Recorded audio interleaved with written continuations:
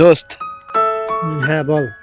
আমরা পুরুষ মানুষগুলা বা আমরা ছেলেরা আসলে অনেক স্বার্থপর, তাই না? আসলেই আমরা অনেক ওভার থিঙ্কিং। কেন হঠাৎ এই কথা বললি কেন? তুই কি হয়েছে তোর?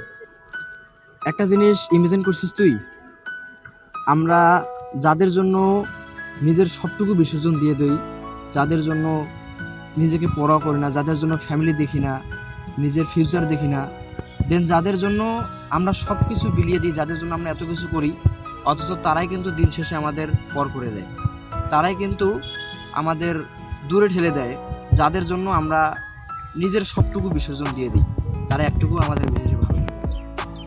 হ্যাঁ তুই ঠিকই বলছিস। কথায় আছে না, উপকারের কাছে ছাল থাকে না। ঠিক ব্যাপারটা এরকম হয়ে গেছে। আমরা তাদের জন্য এত কিছু করলাম, অথচ তারা আমাদেরকে কিছু মনেই করে না, আমাদের কথা ভাবেই না। আমরা যে তাদের জন্য এত কিছু করছি, একটা বড় আমাদেরকে স্মরণ করে না, বা একটা বড় আমাদের খবর নেয় না।